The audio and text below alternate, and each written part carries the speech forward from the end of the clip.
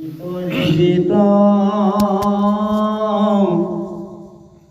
ভকত পুষন্ত কহিলো হে তুই হাৰ ইন্দৰ কৃষক দুখন গুচিল সংশয় হইল আমাৰ সুকে যে বুলন্ত্ৰ শুনা হৰিদাস কহুয়া কসমুদায়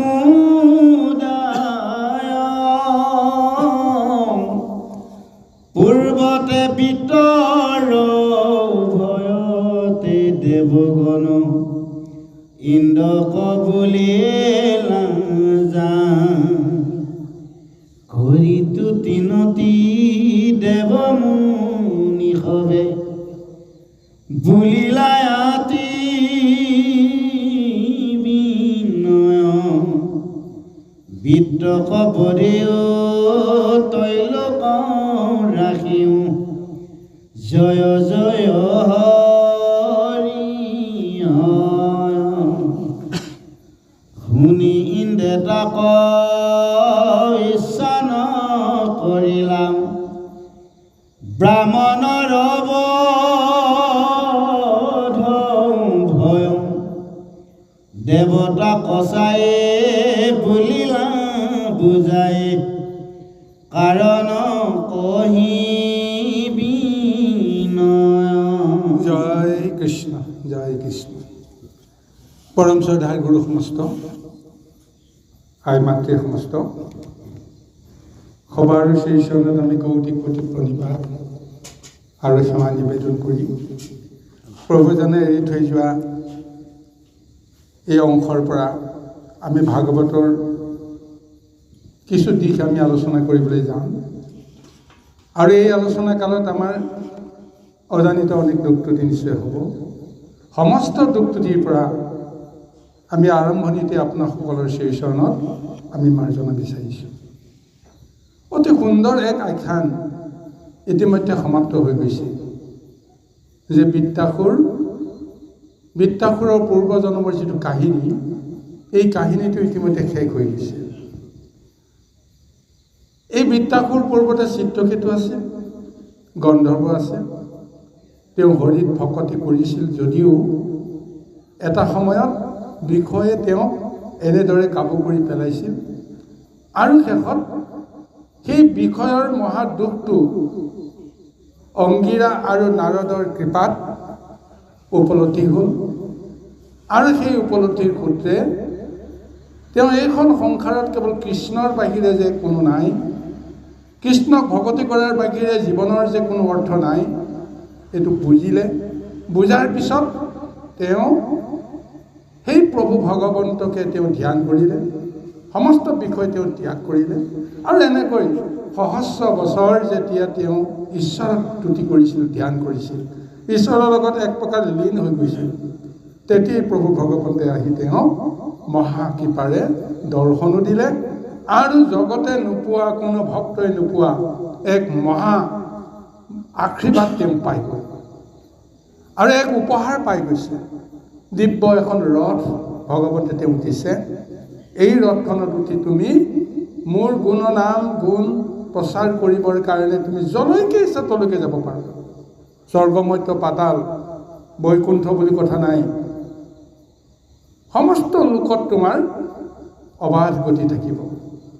আৰু সেই ৰথত উঠিয়েই তেওঁ গন্ধৰ্ব নাৰীসকলক লৈ, ঋষি মুনিসকলক লৈ তেওঁ বহুত দিন গগন বিহাৰ কৰি কৰি যাওঁতে তেওঁৰ মনত এটা ভাৱনা আহি গ'ল যে মোৰ দৰে মহাভক্ত এইখন সংসাৰত আৰু কোনো নাই। কিন্তু তাৰ পিছতো তেওঁ আৰু কিছু ভক্তৰ কথা তেওঁ মনলৈ আনিলে যে সেইসকল ভকতেনো ভগৱন্তক কেনেকৈ পূজা কৰে, কেনেকৈ সেৱা কৰে, তাৰ বিষয়ে তেওঁ জানিব বিচাৰিলে। আৰু লগে লগে তেওঁ মনলৈ আহিল যে কৈলাশপতি শিৱ শিৱটোতো ভগৱন্তৰ এজন মহাভক্ত। ইয়াৰ আগতে তেওঁ ভবা নাছিল যে শিৱতকৈ যে কোনোবা শ্ৰেষ্ঠ ভকত হ'ব পাৰে। কিন্তু এতিয়া তেওঁ নিজৰ অনুভূতিয়ে ক'লে যে মোৰ সমান শ্ৰেষ্ঠ ভকত নাই। শিৱকো যিটো কৃপা কৰা নাছিল, আজি মোক প্ৰভু ভগৱন্তে সেইটো কৃপা কৰিলে। গতিকে এতিয়া মই শিৱইনো কেনেকৈ ভকতি কৰে, মই এতিয়া শিৱক মই অকণমান নিৰীক্ষণ কৰিব লাগে। এক প্ৰকাৰ শিৱক যেন তেওঁ পৰীক্ষা কৰিবৰ কাৰণেহে তেওঁৰ মানসিকতাত এনেকুৱা এটা বুদ্ধি তেওঁ খেলিলে। আৰু অন্তৰ্যামী শিৱইটো বুজি পাই গ'ল যে চিত্ৰকেতু মহাভক্ত তেওঁ মোক পৰীক্ষা কৰিবৰ কাৰণে আহিছে। গতিকে এই পৰীক্ষাত তেওঁ পাছ কৰিব লাগিব, এই পৰীক্ষাত মই ফেইল কৰিব লাগিব। দেখা যাওক কি হয়। শিৱৰ লীলাই শিৱৰ মহিমাই তেওঁ আচন্ন কৰি পেলালে। আৰু যি মুহূৰ্তত তেওঁ কৈলাশত উপস্থিত হ'ল, আৰু সেই মুহূৰ্ততে সেই কৈলাশত শিৱই পাৰ্বতীক ওচৰতে বহুৱাই লৈ স্বাভাৱিকতে সেই শিৱৰ সেনাসকলেই হওক বা শিৱৰ শিষ্যসকলেই হওক, ভূতগণে হওক, বিকাশগণে হওক, যেনেকৈ নহওক সদায় শিৱক আৰাধনা কৰি থাকে, তুতি মিনতি কৰি থাকে। ঠিক তেনেকুৱা এটা অৱস্থাতে চিত্ৰকেতু আহি কৈলাশত উপস্থিত হ'ল। আৰু তেওঁ গমেই নাপালে যে শিৱ মায়ে তেওঁক কেনেকৈ মোহিত কৰিলে। পাৰ্বতী বহি আছে শিৱৰ ওচৰত, আৰু সমস্ত সেই প্ৰমোদগণে হওক বা শিৱৰ সেনাগণে হওক তেওঁক স্তুতি মিনতি কৰি আছে। কিন্তু চিত্ৰকেতুৱে দেখিলে কি, পাৰ্বতী কোলাত লৈ স্বামী স্ত্ৰীৰ গোপন লীলাটো মুক্ত মনে শিৱই কৰি আছে। তেওঁৰ দৃষ্টিভ্ৰম হৈ গ'ল। তেওঁ গম নাপায় যে সঁচাকৈ শিৱক মই এজন মহাভক্ত বুলি গণ্য কৰিছিলোঁ, কিন্তু শিৱৰ আচৰণে কি দেখুৱালে। স্বামী স্ত্ৰীৰ গোপন খেলাটো মুকলিভাৱে ভক্ত সমস্তক দেখুৱাৰ মানে কি। গতিকে তেওঁৰ মনত এটা শিৱৰ প্ৰতি এটা বেয়া ধাৰণা এটা আহি গ'ল। তেওঁৰ মনত ভাৱনা আহি গ'ল যে শিৱ আচলতে ভক্ত হ'ব নোৱাৰে, তেওঁ ছদ্মবেশী ভক্ত। গতিকে এইকাৰণে ঘোৰ শিৱ নিন্দা যেতিয়া তেওঁ কৰিবলৈ আৰম্ভ কৰি দিলে, লগতেতো পাৰ্বতী বহি আছে। যিবোৰ নিন্দা কৰিছে সেই নিন্দাৰ যিবিলাক বৰ্ণনা তেওঁৰ মুখত ফুটি উঠিছে, কিন্তু স্বৰূপতেতো পাৰ্বতী গোসাঁনী শিৱৰ কোলাতো নাছিল। গতিকে তেওঁ অতিশয় ৰুষ্ট হৈ গৈছে। নাৰীৰ স্বাভাৱিক যি এটা চৰিত্ৰ আছে, স্বভাৱ আছে, আচৰণ আছে, সেইখিনি সন্মুখতে কেতিয়াও স্বামী নিন্দা সহ্য কৰিব নোৱাৰে। এগৰাকী নাৰীৰ সেইটো সহজাত ধৰ্ম। আৰু মিছা অপবাদ এটা তেওঁ কেতিয়াও সহ্য কৰিব নোৱাৰে। আৰু সেইকাৰণে পাৰ্বতীও পাহৰি গ'ল যে আচলতে তেওঁ জগতৰ যাক গুৰু বুলি কয়, সেই গুৰু শিৱৰ যে তেওঁ পত্নী, অৰ্থাৎ তেওঁ যে গুৰু মাতা, কাকো যে তেওঁ অভিশাপ দিব নালাগে, সকলোকে পুত্ৰৱতে যে তেওঁ চাব লাগে, এই জ্ঞানটো তেওঁ নাইকিয়া হৈ গ'ল। লগে লগে সেই বিদ্যা তেওঁ চিত্ৰকেতুক মহা অভিশাপ প্ৰদান কৰি তেওঁ দৈত্যজনীলৈ আহিবৰ কাৰণে তেওঁক এনেদৰে অভিশপ্ত কৰিলে। আৰু তেতিয়াহে চিত্ৰকেতুৰ মনত এটা ধাৰণা আহি গ'ল যে মোৰ কিবা এটা ভুল হ'ল। কিন্তু মোৰ কিয় ভুল হ'ল এই কথাটোতো অন্ততঃ জগত মাতা পাৰ্বতী বুজিব লাগিছিল যে মই কিয় আজি শিৱক ভুল কৰিলোঁ। মইতো পৰম বৈষ্ণৱ বুলি সকলোৱেতো মোক স্বীকৃতি কৰিছে, আৰু এই মুহূৰ্তত যদি বৈষ্ণৱ হিচাপে, ভক্ত হিচাপে ময়ো যদি কাৰোবাক অভিশাপ দিওঁ, তেতিয়াহ'লে মই সেই অভিশাপৰ বৰত কি হ'ব পাৰে যে মই দিয়া অভিশাপত ঈশ্বৰ হ'লেও গুৰু হ'লেও কোনো ৰক্ষা নাপাব। এইকাৰণে তেওঁৰ এটা মনত এটা ধাৰণা আহিল যে মোৰ যি হ'ল হ'ল। গতিকে মই বুজিলোঁ যে মোৰ দ্বাৰা প্ৰভু ভগৱন্তে কিবা এটা লীলা কৰিবৰ কাৰণে আৰম্ভ কৰিছে, যাৰ কাৰণত আজি মোক শিৱৰ মায়াই মোহিত কৰি পেলোৱাত মই আজি শিৱক এনেদৰে মহা তিৰস্কাৰ কৰিব লগা হ'ল। সেইকাৰণে শিৱ আৰু পাৰ্বতীক নমস্কাৰ কৰি তেওঁ এটাই মাথো বৰ বিচাৰিলে যে মই বৈষ্ণৱৰ মহাধৰ্ম ৰক্ষা কৰি মই আপোনাক অভিশাপ নিদিওঁ, কিন্তু মই এটা বৰ বিচাৰিম যে মই দৈত্যজনীলৈ যাওঁ সঁচা, কিন্তু দৈত্যজনীলৈ গ'লেও আজি মই ঈশ্বৰক যিখিনি জানিব পাৰিছোঁ, বুজিব পাৰিছোঁ, মোৰ যিখিনি জ্ঞান আছে, কোনো কাৰণতে যেন এই জ্ঞানটো মোৰ হেৰাই নাযায়, আৰু সৰ্বক্ষণতেই যেন মই সেই বিষ্ণুকেই মহা স্তুতি কৰিব পাৰোঁ, স্মৰণ কৰিব পাৰোঁ, ভক্তি কৰিব পাৰোঁ, এই ভাৱনাখন যেন মোৰ সদায় থাকে। মোৰ সেই দৈত্যজনী জন্মগ্ৰহণ কৰি মৃত্যু পৰ্যন্ত যেন মই সেই বিষ্ণুকে মই হৃদয়ত মই সদায় দেখা পাব পাৰোঁ, তাৰ কাৰণে তুমি মোক এটা কৃপা কৰা। আৰু এই সূত্ৰে সদাশিৱ শংকৰতীয়া সন্তুষ্টি হৈ তেওঁ তথাস্তু বুলি মহা কৃপা কৰি দিয়ে। আৰু এই সময়তে ইফালে ত্ৰষ্টা ঋষিয়ে নিজৰ পুত্ৰ বিশ্বৰূপক যেতিয়া দেৱতাসকলৰ আগত দেৱতাসকলৰ হাতত সমৰ্পণ কৰি দিছিল, দেৱতাসকলে বিচাৰিছিল যে ত্ৰষ্টাই তেওঁৰ পুত্ৰ বিশ্বৰূপক দেৱতাসকলৰ গুৰু হ'বৰ কাৰণে যে তেওঁ অনুমতি প্ৰদান কৰে। আৰু পিতৃয়ে পৰম সৌভাগ্যৱান বুলি নিজকে গণ্য কৰি ত্ৰষ্টাই তেতিয়া লগে লগে বিশ্বৰূপক মান্তি কৰালে। বিশ্বৰূপেও আনন্দিত হৈ দেৱতাসকলৰ গুৰু ৰূপত প্ৰতিষ্ঠিত হ'ল। কিন্তু দৈব্যৰ কি দোষ? কিবা এটা দুখত দুদিনৰ পিছতে বৃত্তাসুৰক আপোনাৰ ইন্দ্ৰই যে দেৱতাসকলক চলনা কৰাৰ অভিযোগ আনি সেই বিশ্বৰূপক তেওঁ শিৰচ্ছেদ কৰি দিলে, বধ কৰি দিলে। এইটো ক্ৰোধতে পুত্ৰবধি ইন্দ্ৰক বধ কৰিবৰ কাৰণে তেওঁ এক মহা শক্তিশালী পুত্ৰৰ কামনা কৰি তেওঁ এক মহাযজ্ঞ কৰি আছে।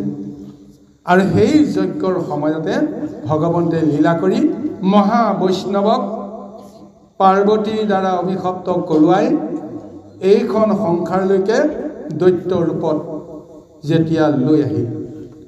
আৰু সেই দৈত্য বৃত্তাসুৰে কি কৰিলে, এই কাহিনীটো সুন্দৰভাৱে আগুৱাই গৈছে। আৰু সেই বৃত্তাসুৰক বধ কৰাৰ পিছত বিভিন্ন লীলাৰ মাজেৰে স্বয়ং প্ৰভু ভগৱন্ত বিষ্ণু, শিৱ, ব্ৰহ্মা সমস্তবিলাকে দেৱতাসকলক সহযোগ কৰি অৱশেষত বৃত্তাসুৰক বধ কৰিলে। আৰু এতিয়া পদত উল্লেখ কৰিছে যে বৃত্তাসুৰক বধ কৰাৰ পিছত তিনি ত্ৰৈলোকত আনন্দৰ জোৱাৰ উঠিছে, দেৱলোকত মহাকোলাহল। কিন্তু যিজন ইন্দ্ৰৰ ব্ৰজৰ দ্বাৰা সেই বৃত্তাসুৰক বধ কৰিলে, সেই ইন্দ্ৰৰ মনত অকণমানো দুখ, অকণমানো সুখ নাই, অকণমানো আনন্দ নাই। অথচ ইন্দ্ৰৰ দ্বাৰাই বৃত্তাসুৰ বধ হ'ল, তাৰ কাৰণে সমস্ত জগতে আনন্দ কৰিছে, কিন্তু ইন্দ্ৰই আনন্দ কৰিব পৰা নাই। এতিয়া এই প্ৰশ্নটোকে এতিয়া সুধিছে পৰীক্ষিতে, সুধিছে শুকমণি, আচল ৰহস্যটো কি কওঁ, যে ইন্দ্ৰই আটাইতকৈ সুখী হ'ব লাগিছিল, কিন্তু ইন্দ্ৰই আটাইতকৈ দুখী হ'ল কিয়? তাৰ কাৰণটো এতিয়া ভাগৱতে কৈছে যে এদিন ব্ৰহ্মবধৰ অভিশাপত অভিশপ্ত হৈ ইন্দ্ৰৰ কি অৱস্থা হৈছিল, এই কথাখিনি এতিয়া ইন্দ্ৰৰ মনলৈকে আহি আছে। কাৰণ এই বিশ্বৰূপ বধ কৰাৰ পিছত ব্ৰহ্মবধে তেওঁ লগে নাছিল, ব্ৰহ্মবধৰ পাপৰ পৰা মুক্ত হ'বৰ কাৰণে তেওঁ উপায় নাপায় অৱশেষত 4টা স্থানত তেওঁৰ পাপ ভগাই দিব লগা হৈছিল, তেতিয়াহে তেওঁ পাপৰ পৰা মুক্ত হৈছিল। আৰু এই কাৰণে এই বৃত্তাসুৰৰ আগ্ৰাসনৰ সময়ত তিনি ত্ৰৈলোকৰ দেৱতাসকলে, ঋষিসকলে সমস্তই গৈ যেতিয়া ইন্দ্ৰক পুনৰ সেই বৃত্তাসুৰক বধ কৰি জগতক ৰক্ষা কৰিবৰ কাৰণে যেতিয়া কাকুতি কৰিছিল, ইন্দ্ৰই সেই প্ৰস্তাৱটোত প্ৰথমতে তেওঁ মানি লোৱা নাছিল। কিয় নাছিল পৰৱৰ্তী পদে ক'ব। আহকচোন বাৰু আমি পদৰ মাজলৈকে আগবাঢ়ি যাওঁ। জয় কৃষ্ণ, জয় কৃষ্ণ। মুয়ে গোবাৰ বিশ্ৰ ইৰ প্ৰব্ৰহ্মখন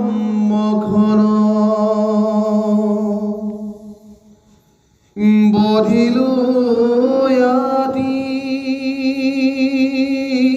কুধত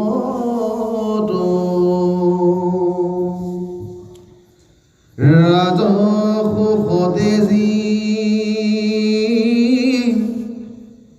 মহাদুখ পাইলো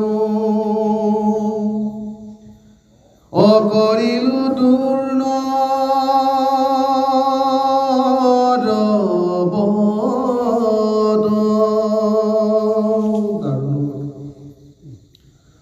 অৰাম পাছে ভূমি জল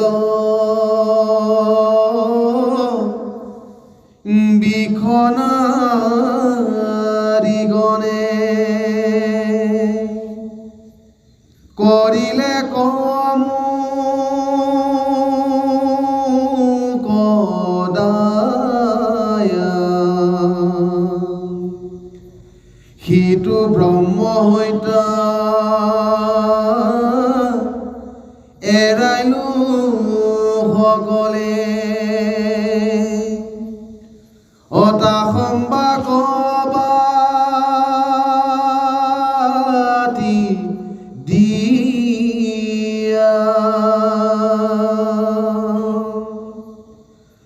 অৰাম কৃষ্ণ পদসাদে কৃষ্ণৰ প্ৰসাদে পবিত্ৰ ভৈলো তানে নাম গুণ গাই বিত্ৰ ব্ৰহ্ম হত্যা কৰি পুনৰপি এৰাই বেকে মন ঠাই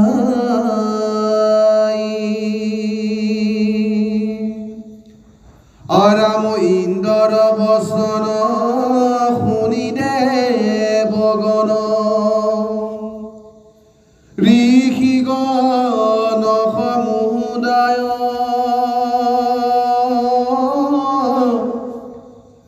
নাহি ভয় বুলি আশীৰ্বাদ কৰি অবুলিলা সবে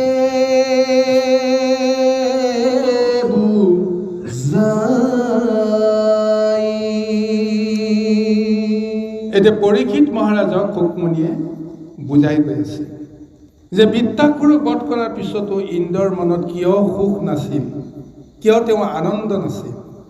তাৰ কাৰণটো এতিয়া ইন্দ্ৰই দেৱতাসকলৰ আগত কৈছে। কাৰণ দেৱতাসকলে কৈছে যে বৃত্তাসুৰক যদি বধ কৰা নাযায়, তিনি ত্ৰৈলোক্য তেওঁ গ্ৰাস কৰি আহি আছে, মুহূৰ্ততে সমস্ত সৃষ্টিখন ধ্বংস হৈ যাব। গতিকে তুমি সৃষ্টিক ৰক্ষা কৰিবৰ কাৰণে বৃত্তাসুৰক যেনেকৈ নহওক বধ কৰা। তেতিয়া দেৱতাসকলক ইন্দ্ৰই মনত পেলাই দিছে। কিন্তু ইয়াৰ আগতেও মই এজন ব্ৰাহ্মণক বধ কৰিলোঁ, দ্ৰষ্টাৰ পুত্ৰ বিশ্বৰূপক গুৰু মানিলোঁ, আৰু কৰ্ম দোষৰ কাৰণে তেওঁক দোষী সাব্যস্ত কৰি মই নিমিষতে উগ্ৰ মূৰ্তি ধৰি তেওঁক মই বধ কৰিলোঁ। জ্ঞানস্থ অৱস্থাতে মানে দ্ৰষ্টাৰ পুত্ৰ বিশ্বৰূপক দেৱতাসকলৰ গুৰু আছিল, গুৰু হত্যা কৰি দিলে।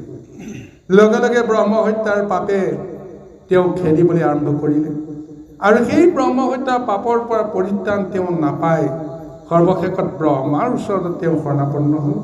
তেতিয়া ব্ৰহ্মাই তেওঁক ক'লে যে তোমাৰ এই ব্ৰহ্ম হত্যাৰ পাপৰ পৰা মুক্তি পোৱাৰ বা ৰেহাই পোৱাৰ এটাই উপায়, তোমাৰ এই পাপ কাৰোবাক তুমি ভগাই দিব লাগিব।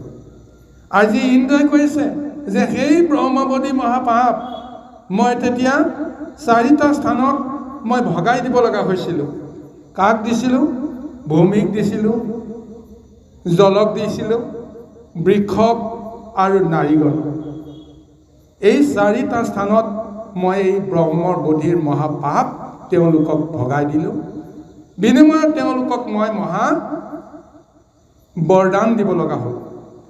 আৰু কৃষ্ণৰ কৃপাত মই যেনে তেনে সেই ব্ৰহ্মবোধৰ পাপৰ পৰা মই মুক্ত হ'লোঁ।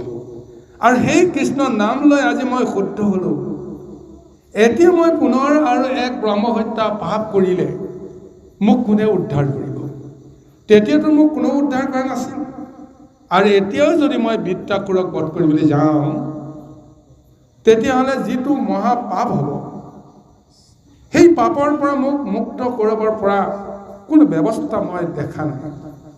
গতিকে মই পুনৰ আকৌ ব্ৰহ্মহত্যা পাপ কৰি মই নিজকে নিজে কেতিয়াও সৰ্বনাশ কৰিব নোখোজোঁ। আজি ইন্দ্ৰই ঠিক তেনেকৈ সকলোকে নিজৰ সিদ্ধান্তৰ কথা কৈ দিছে।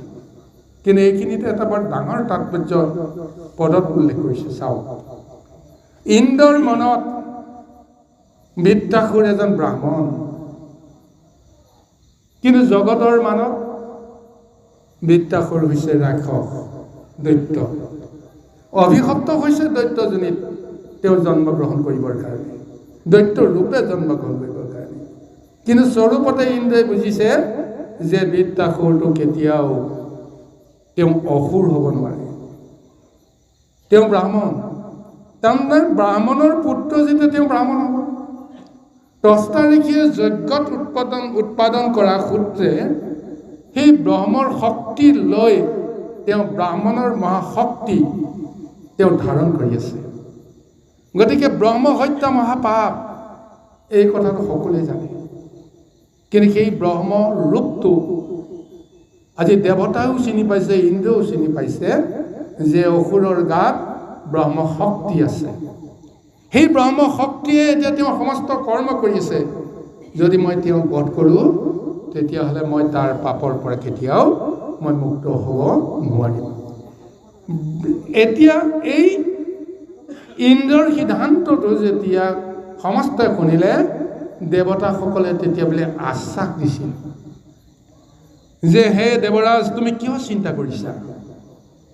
এই বৃত্তাসুৰক বধ কৰাৰ পিছত যদিও তোমাৰ ব্ৰহ্মহত্যাৰ পাপ তোমাৰ প্ৰাপ্য বুলি তুমি ভয় কৰিছা, তুমি সেই পাপত তুমি পতিত হ'বা, কিন্তু তাৰ পৰা উদ্ধাৰ হোৱা ব্যৱস্থাটো নিশ্চয় আমি কৰিম। তাৰ কাৰণে ইন্দ্ৰক সমস্তই আশ্বাসিত কৰিছিল।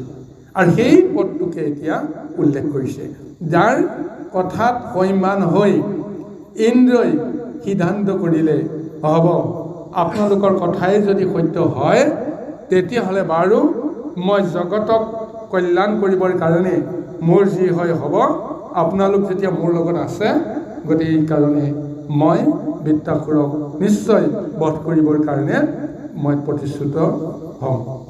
এইদৰে আজি আশ্বাসিত কৰাৰ যিটো কথা এতিয়া শুকমণিয়ে পৰীক্ষিতৰ আগত কৈ আছে। আহক, কি উপায় দিয়ে দেৱতাসকলে ব্ৰহ্মবধৰ মহাপাপৰ পৰা কেনেকৈ ইন্দ্ৰক ৰক্ষা কৰিব পাৰে, এই কথাখিনি আমি পৰৱৰ্তী পদৰ মাজলৈকে আকৌ বিচাৰি যাম। জয় কৃষ্ণ। অশ্ৰমেধ যজ্ঞ ই কৰাইব তোমাক প্ৰবন্ধে আমি যতনে অশ্ৰমেধ যজ্ঞে খন্দে ব্ৰহ্ম হত্যা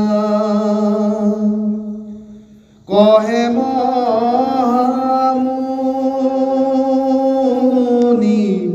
গণে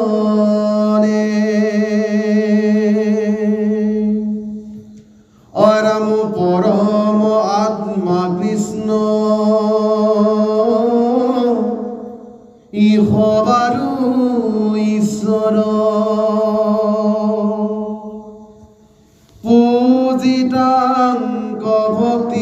কৰি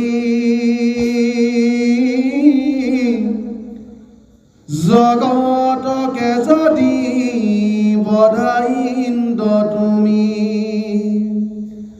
তথাপি তৰিবে হৰি। এতিয়া দেৱতাসকল আৰু ঋষিসকলে ইন্দ্ৰক আশ্বাসিত কৰিছিল যে বৃত্তাসুৰ বধৰ পিছত আমি মহা অশ্বমেধ যজ্ঞ আমি পালন কৰিম। সেই মহা অশ্বমেধ যজ্ঞই তোমাক নিশ্চয় ৰক্ষা কৰিব, কাৰণ ব্ৰহ্ম হত্যাৰ সমস্ত পাপ খণ্ডন কৰিবৰ কাৰণে অশ্বমেধ যজ্ঞই যথেষ্ট। পৰমাত্মা কৃষ্ণ সবাৰো ঈশ্বৰ পুজি তাংক ভক্তি কৰি জগতকে যদি বধা ইন্দ্ৰ তুমি তথাপি তাৰিবে হৰি। অৰ্থাৎ কি এক ডাঙৰ আশ্বাসিত কৰিছে। যদি সঁচাকৈ তুমি অকল বৃত্তাসুৰক বধ কৰাৰ কথাটো কিয় ভাবিছা? সমস্ত জগতকেই তুমি যদি বধ কৰা, সেই বধৰ যদি মহাপাপ যদি তোমাৰ হয়, কিন্তু সেই পৰমাত্মা প্ৰভু ভগৱন্ত কৃষ্ণক অশ্বমেধ যজ্ঞৰ জৰিয়তে তুমি যদি যজা পূজা কৰা, ভজনা কৰা, ভগৱন্তই কিবা কৰি তোমাক ৰক্ষা কৰিব। এয়া সমস্ত শাস্ত্ৰৰ সিদ্ধান্ত অশ্বমেধ যজ্ঞ বিষ্ণু যজ্ঞ বুলি আজি সকলোৱে মানি ল'ব লগা এটা পৰিৱেশ এতিয়া জগতত চলি আছে। আজি সেই আশ্বাসটো আজি গুৰু ৰূপত ঋষিমুনিসকলে আৰু দেৱতাসকলেও ইন্দ্ৰক আশ্বাসিত কৰিছে। চাওক এতিয়া কি এটা ভয়ানক দিশৰ ফালে গৈ আছে। অথচ ইমানেই যদি মহাশক্তি সেই অশ্বমেধ যজ্ঞ কৰা এই গুৰু পুৰোহিত ব্ৰাহ্মণসকলৰ আছে, তেওঁলোকে সেই শক্তি প্ৰয়োগ কৰি বৃত্তাসুৰক বধ কৰাৰ ব্যৱস্থা কিয় নকৰিলে? ইয়াৰ আগতেতো আপোনালোকে চতুৰ্থ স্কন্ধত সুন্দৰভাৱে পাই আহিছে, যেতিয়া বেনৰ যেতিয়া শাসন চলি আছিল, বেনৰ অত্যাচাৰ সহ্য কৰিব নোৱাৰি এটা সময়ত ঋষিমুনিসকলে কি কৰিলে? সেই বেনক মাৰিবৰ কাৰণে হঠাৎ কি কৰিলে? এটা মহা অভিশাপ প্ৰদান কৰি দিলে। সেই ব্ৰাহ্মণসকলৰ মহা অভিশাপেই সেই বেনক পতিত কৰালে।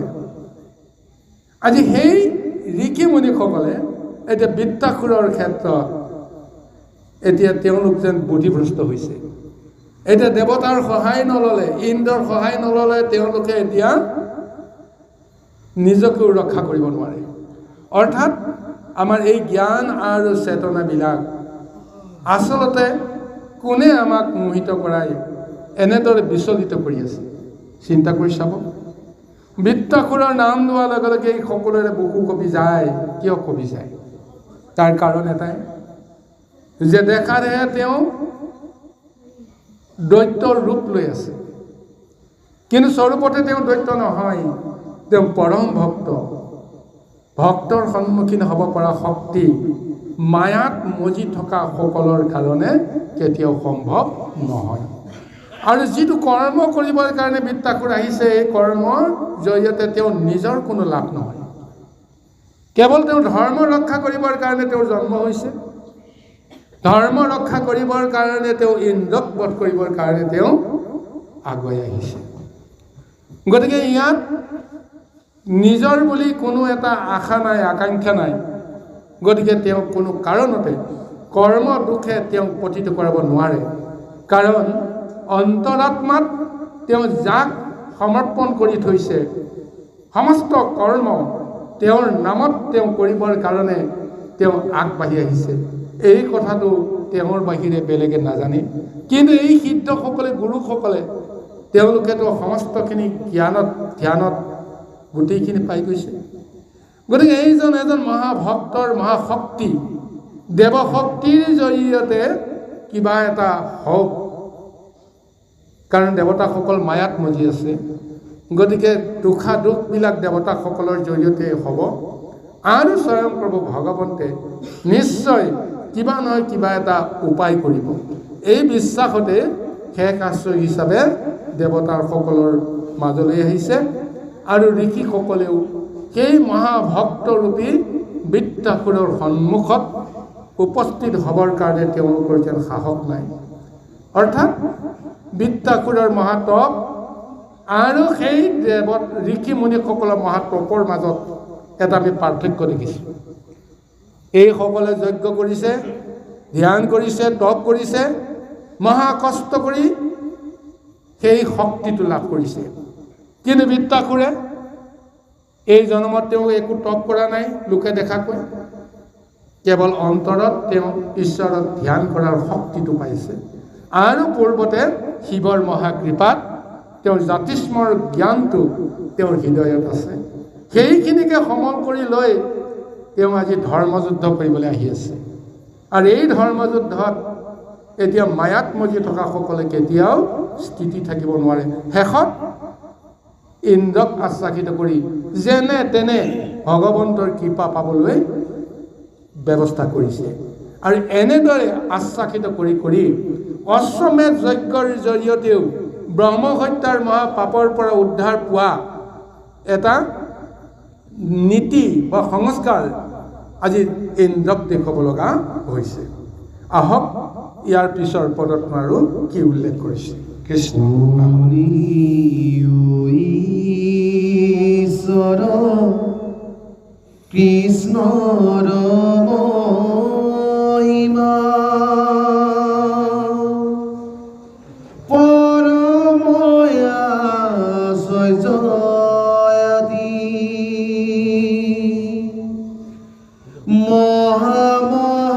মহামহাযত পাপী কুনিস্তৰে তাহাৰ নাম ভগতি ব্ৰহ্মবধি পিতি ব্ৰধি মাতি বধি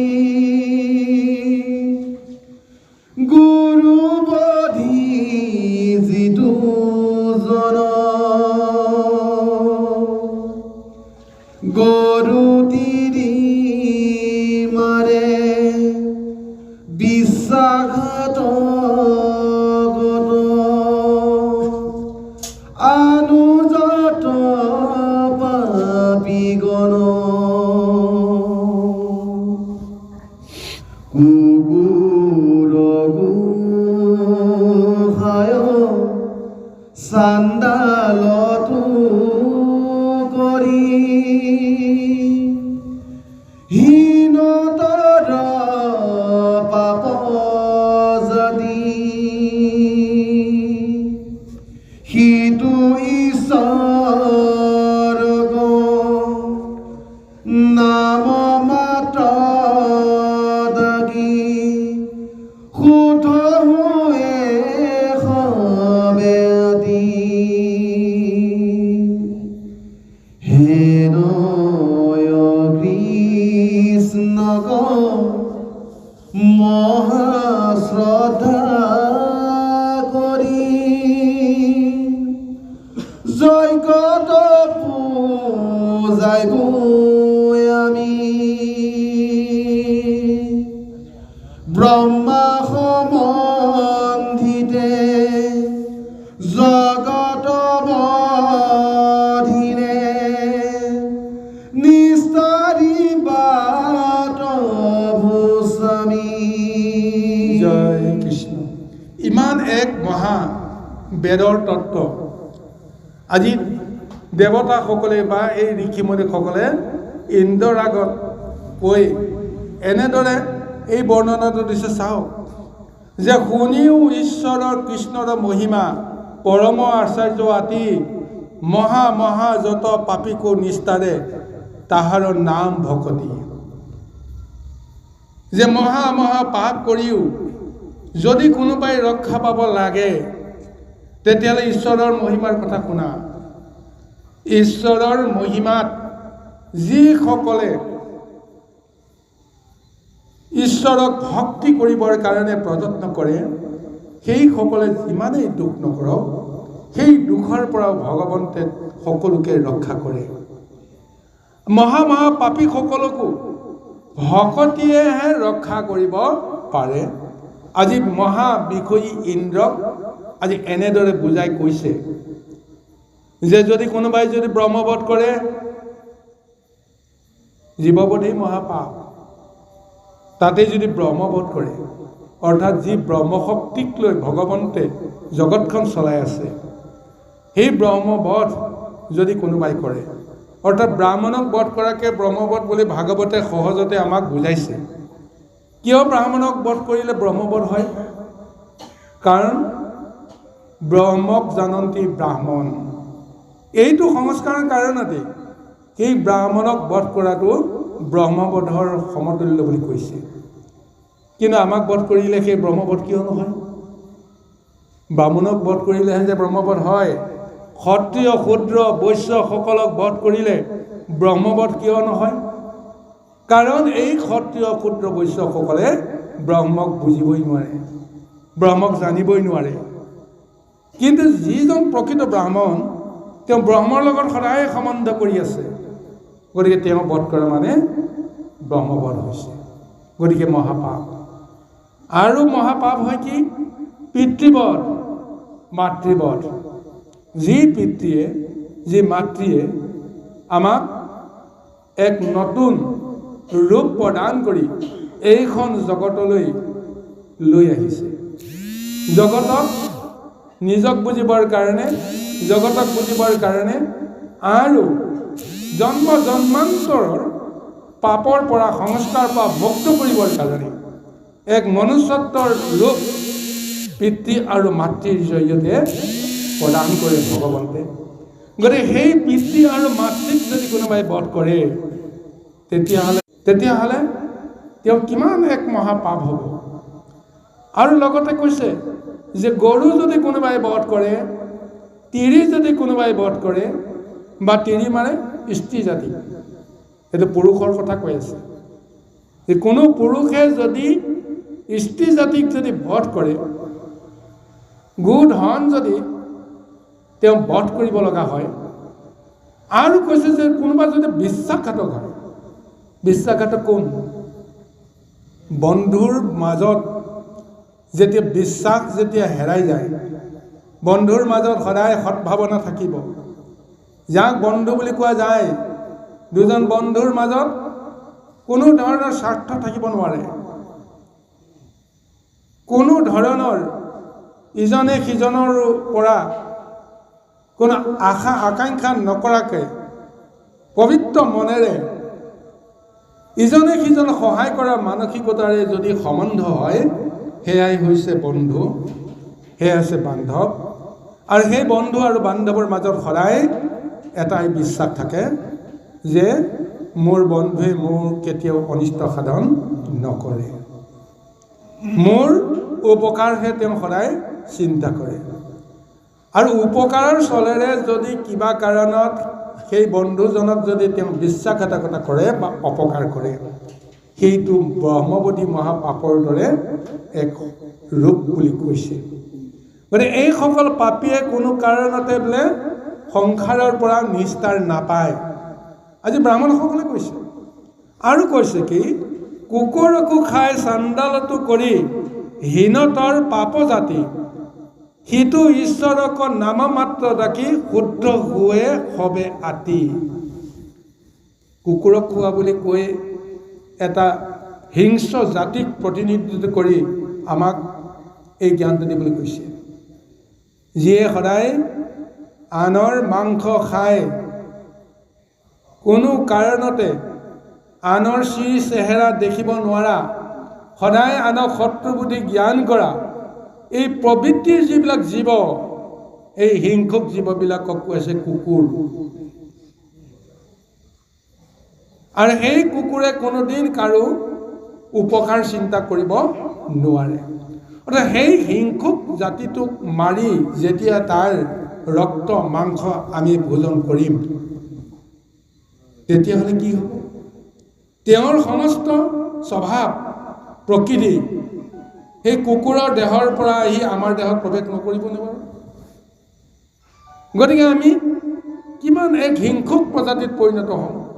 মাংসহাৰী এক মহাৰ স্বৰূপত আমি গৰু গোসাঁই নমনা এটা অৱস্থালৈকে আহিম।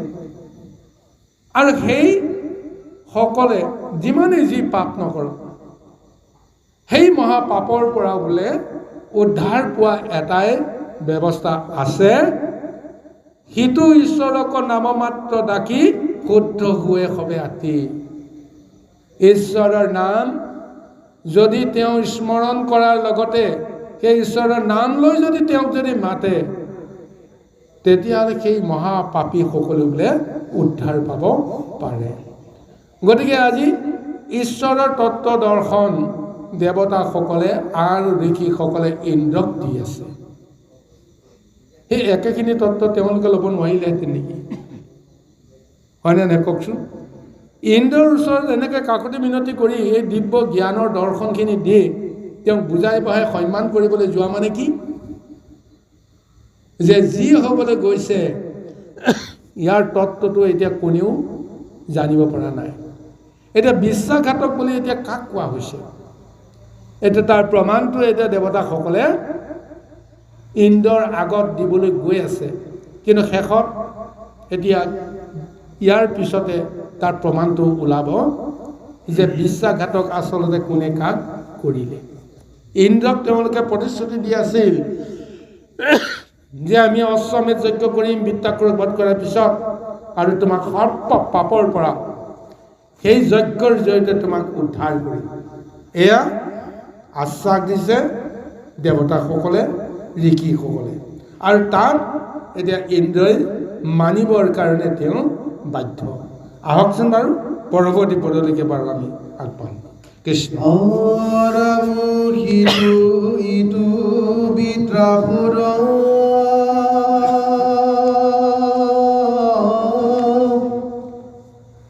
নামে হে ব্ৰাহ্মণ দাৰুণ নিষ্ফল আদি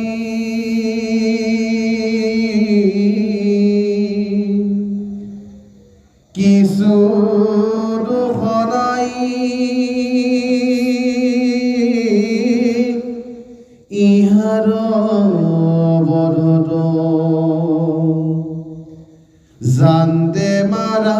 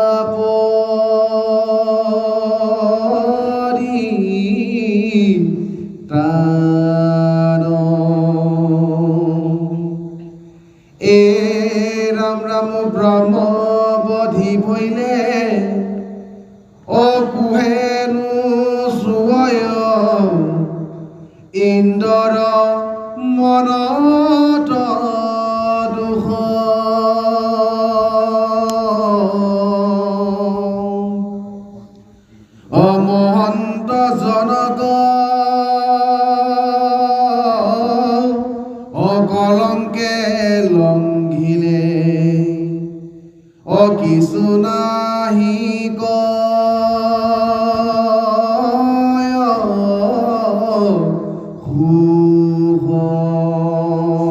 কিমান এক সুন্দৰ বৰ্ণনা ভাগৱতে দিছে চাওকচোন বাৰু ৰহস্য পৰম ৰহস্য কথাখিনি এতিয়া যেন উদ্ঘাটন হ'বলৈ গৈ আছে যি ঋষি মুনিসকলে দেৱৰাজ ইন্দ্ৰক সন্মান কৰাইছিল নানা ধৰণৰ ভক্তিৰ তত্ত্ব দৰ্শন দি ঈশ্বৰক বিশ্বাস কৰিবৰ কাৰণে ঈশ্বৰক মতি কৰাবৰ কাৰণে যে এটা ৰাস্তা তেওঁক দেখুৱালে আৰু সেই ৰাস্তাৰে গ'লে যিমানেই ব্ৰহ্মবদী মহাপাপ নকৰক কিয় ঈশ্বৰে তোমাক ৰক্ষা কৰিব আমি তোমাক সেই যজ্ঞ অশ্বমেধ যজ্ঞ কৰি তোমাক সেই মহাপাপৰ পৰা ৰক্ষা কৰিব এই আশ্বাসিত যেতিয়া গুৰুসকলে দিলে ব্ৰাহ্মণসকলে দিলে দেৱতাসকলে দিলে গতিকে ইন্দ্ৰই বিশ্বাস কৰি তেওঁলোকৰ কথা মতে দ্বিতীয়বাৰ ব্ৰহ্মহত্যাৰ পাপৰ কাৰণে তেওঁ আগবাঢ়ি আহিল আৰু আগবাঢ়ি অহাৰ সূত্ৰে বৃত্তাসুৰৰ লগত যুদ্ধ হ'ল আৰু বৃত্তাসুৰৰ লগত যুদ্ধ কৰিবলৈ যাওঁতে যিমানেই তেওঁৰ দুখ নহওক যিমানেই তেওঁৰ কষ্ট নহওক বাৰে বাৰে তেওঁ পৰাজিত হৈছে যদিও বৃত্তাসুৰৰ বধৰ যিটো সংকল্প ল'লে আৰু সেই সংকল্পৰে বিষ্ণুৰ পৰামৰ্শ মতে বা বিষ্ণুৰ কৃপাত যেনেকেই নহওক বৃত্তাসুৰক ইন্দ্ৰই বধ কৰাৰ পিছত তিনি তৈলোকৰ আনন্দৰ জোৱাৰ উঠিল মহা উৎসৱ হ'ল ইন্দ্ৰই ভাবিছে যে এই উৎসৱৰ পিছতে ঋষি মুনিসকলে দিয়া মোক যিটো বাক্য অনুসৰে এতিয়া মোক ব্ৰহ্মবধৰ পাপৰ পৰা ৰক্ষা কৰিব কিন্তু দেখিলে যে উৎসৱ সমাপ্ত হ'ল তাৰ পিছত নিজৰ গৃহলৈকে আনন্দ মনেৰে সকলোৱে গুচি গ'ল ইন্দ্ৰক যে বাক্য দিছিল যে ইন্দ্ৰই অশ্বমেধ যজ্ঞ কৰিব লাগিব আৰু সেই সমস্ত যজ্ঞ আমি কৰিম এনে ইন্দ্ৰক একো এটা কথা নুসুধিলেই নিজৰ স্থানলৈকে আনন্দ মনেৰে গুচি গ'ল এইটোৱে হৈছে ইন্দ্ৰৰ মহাদোষ মহাশোক হৰি মই এতিয়া কি কৰি পেলালো এতিয়া সমস্তবিলাক ৰক্ষা পৰিল আৰু ব্ৰহ্মবধৰ অপৰাধত এতিয়া মই আজি দুখিত হৈছোঁ এতিয়া যিকোনো মুহূৰ্ততে ব্ৰহ্মসাপে মোক আক্ৰমণ কৰিব মোৰ দেহত যেতিয়া প্ৰৱেশ কৰিব তেতিয়াতো মইহে মৰিব লাগিব আজি এইটো কাৰণত ইন্দ্ৰৰ এই অৱস্থা চাওকচোন বাৰু এই বিষয় সংসাৰখনত আমি যিমানেই গুৰু বোলাই দেৱতা বুলি আমি যেতিয়া নিজকে অহংকাৰ কৰি কৈ নুফুৰোঁ কিয় যে আমিও যে প্ৰকৃততে নিজে নিজৰ ধৰ্ম ৰক্ষা কৰিবলৈ সক্ষম নহওঁ আমি বাক্য দিলে যে আমি তাক ৰক্ষা কৰিব লাগিব এইটো কেতিয়াও সম্ভৱ নহয় বাক্য দিওঁতাজন বেলেগ আৰু বাক্য ৰক্ষা কৰোঁতাজনো বেলেগ কিন্তু আমি সেইজনক চিনি নাপাই য'তে ত'তে আমি বাক্য দি আমি অবাক্যত পৰিণত কৰাওঁ আজি ঋষি মুনিসকলৰ মনত কিয় স্মৰণ নহ'ল যে ইন্দ্ৰক আমি ৰক্ষা কৰিবৰ হেতু বাক্য দিছিলোঁ এতিয়া আমি অশ্বমেধ যজ্ঞ কৰাৰ পিছতহে আমি প্ৰত্যেকে ঘৰা ঘূৰি যাম আমি সমস্তবিলাক থকা মুহূৰ্তলৈকে ব্ৰহ্মবধৰ পাপ তেওঁক স্পৰ্শ কৰিব নোৱাৰিব কিন্তু এই জ্ঞানটো তেওঁলোকৰ মনৰ পৰা আঁতৰাই পঠালে কিয় তেওঁলোকে দিয়া বাক্য এতিয়া তেওঁলোকে পাহৰি যোৱাৰ কাৰণত কোনে বিচলিত কৰালে আমি এই কথাটোহে আমি চাব লাগিব এতিয়া এই বৃত্তাসুৰক বধ কৰাৰ যিটো নাটক এই নাটকখন আচলতে কোনে কৰিছে স্বয়ং প্ৰভু ভগৱন্তী কৰিছে নাই জানো বাৰু ৰচনা হৈছে ক'ত এই যেতিয়া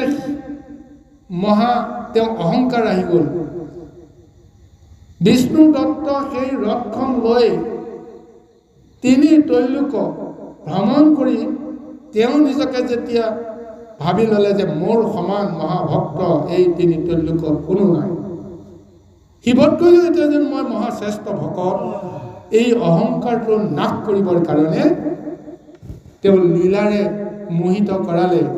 হৰৰ লগত শিৱৰ লগত তেওঁ মনতে মনতে আলোচনা কৰিলে কি কৰা যাব। শিৱই সেই মহা নাটকৰ ভাওটো তেওঁ ল'লে, মোহিত কৰাই তেওঁক দৈত্য জুনিলে বা দৈত্যলৈকে পৰ্যবেক্ষিত কৰালে। আৰু সেই দৈত্যলৈ অহাৰ পিছত তেওঁ মহামুক্তি পাব লাগিব। আৰু সেইজনে যদি মৃত্যুৰ চলেৰে মুক্তি নাপায় তেতিয়াহ'লে ভগৱন্তৰ লীলাটো কেনেকৈ হ'ব? গতিকে এই আজি বৃত্তাসুৰক যে লৈ আহিছে এটা বৰ ডাঙৰ ৰহস্য যে বৈষ্ণৱক অসুৰত পৰিণত কৰাই ভগৱন্তে লীলা কৰি আছে। আৰু তেওঁক ব্ৰাহ্মণ বুলি পৰিচয় কৰাই দিছে। ব্ৰাহ্মণৰ সন্তান দৈত্য হ'ব পাৰে, ভাবিলে আচৰিত লাগে, নহয় জানো বাৰু?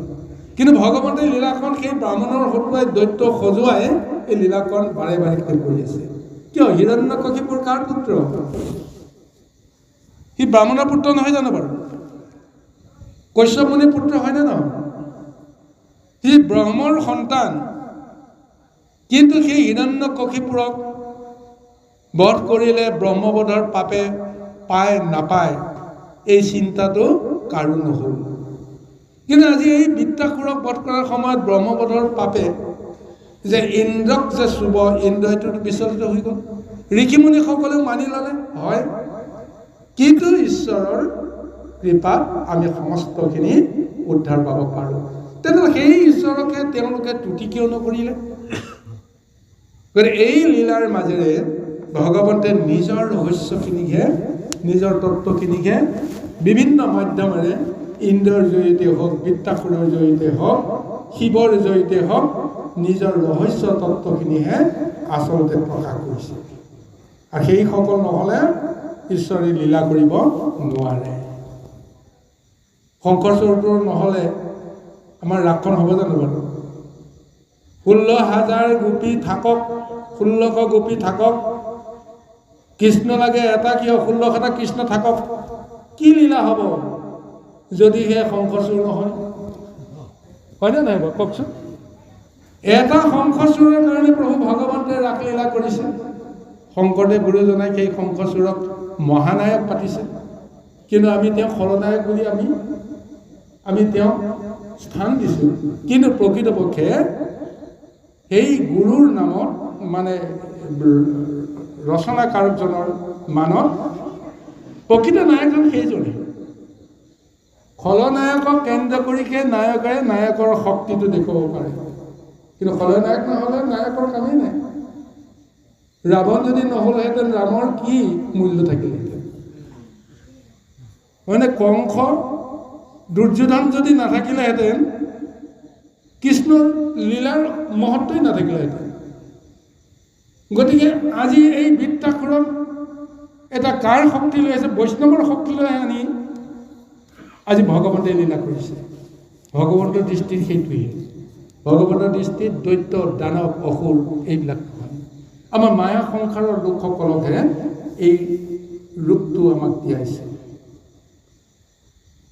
বৈকুণ্ঠৰ পাৰিষদ হৈ আছিল কোনে? সেই জয় আৰু বিজয় নামৰ মহাভক্ত দুজন। তেওঁলোকে আহিল হিৰণ্যকশিপুৰ আৰু হিৰণ্যাক্ষ। জগতেতো চিনি নাপালে, আজিহে আমি শাস্ত্ৰৰ বিধিমতেহে আমি গম পাই গৈছোঁ। কিন্তু সেইখিনি সময়ত দৈত্যজনীলৈ আহোঁতে তেওঁলোকেও ভবা নাছিল যে মই জয় আছিলোঁ, মই বিজয় আছিলোঁ। কাৰণ মায়া সংসাৰে তেওঁলোকক সমস্তখিনি অজ্ঞান অন্ধকাৰত ডুবাই ৰাখিলে, নিজক নিজে পাহৰিলোঁ। এতিয়া আমি নিজক নিজে পাহৰিছোঁনে নাই? মোৰ পূৰ্ব জন্মত, ইয়াৰ আগৰ জন্মততো মই কি আছিলোঁ ক'ব পাৰিব? কোনোবাই ক'ব পাৰিব?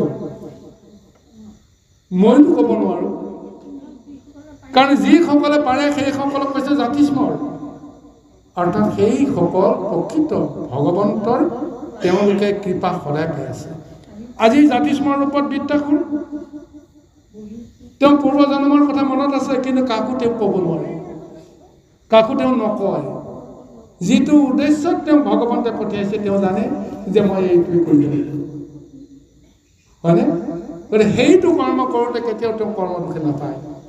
যেনে শংকৰচূড় ৰূপটো কৰিবলৈ যাওঁতে যিমানে ভয়ানক দৈত্য দানৱ ৰূপটো লৈ সমস্ত দৰ্শকক তেওঁ আতুৰত বা ভয়ত কম্পিত নকৰা কিয়? নাটক শেষ হোৱাৰ পিছত তাক কোনেও দুখিব নোৱাৰে, হয়নে নহয় কওকচোন? তেওঁ প্ৰশংসাহে কৰিব, বা বঢ়িয়া তুমি ৰোল কৰিলা। গতিকে ততো আজি এই বৃত্তাসুৰক ভগৱন্তে বৈষ্ণৱৰ ৰূপতে তেওঁ কৃপা কৰি আছে, বেলেগৰ ৰূপত কৃপা কৰা নাই। আৰু তেওঁক আনি আমাক শিক্ষা দিছে, কাৰণ এই দেৱতাসকলক ইন্দ্ৰকে আদি কৰি তোমালোকে নিজৰ কৰ্মদোষ ভুগি ভুগি এতিয়া কলৈকে কৈছা? প্ৰথম কৰ্মটো কৈছে কি?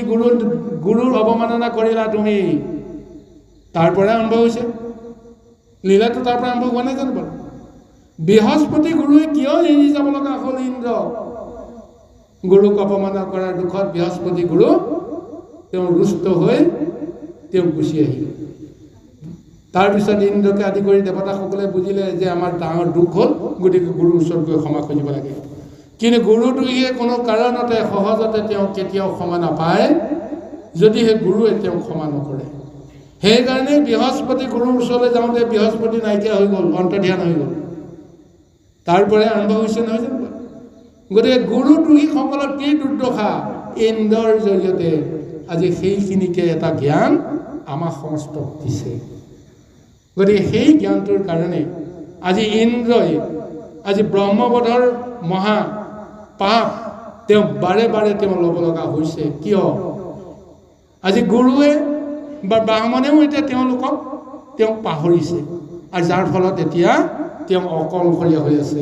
অথচ বৃত্তাসুৰক বধ কৰি তিনি ত্ৰৈলোক্যৰ তেওঁ একচ্ছত্ৰী এক সম্ৰাট আগতো আছিল, আৰু এতিয়াও তেওঁ সেইখন আসন পাই কিমান আনন্দিত হ'ব লাগিছিল।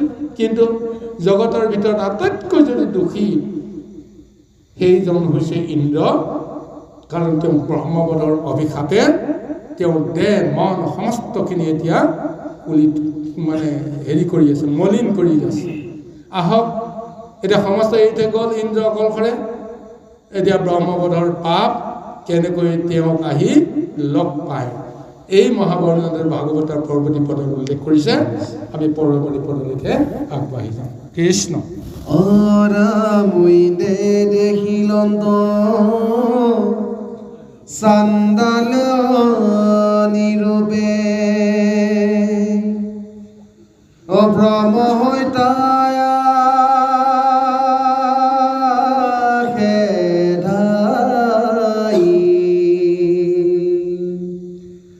ক্ষয় ৰোগীতাই বিকট বসন ৰুধিৰ সাদন্তে যাই অৰামকে সচয় মেলি বিকট চাণ্ডালনি ঘনে ঘনে হাত পাও ৰহ ৰহ ইন্দ্ৰ কৈ গজা বুলি পাৰন্তে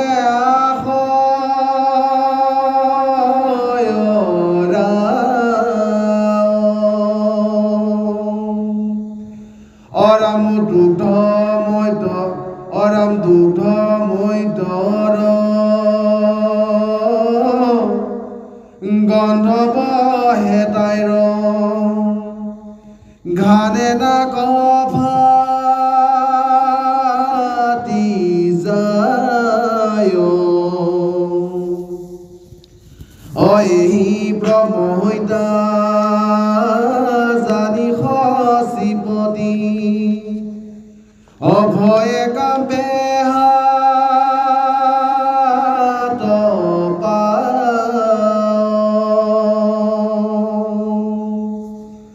অৰামত ৰাহি কৃষ্ণ বুলি লৱৰ দিলন্ত গাঁৱে যত বলয় আছে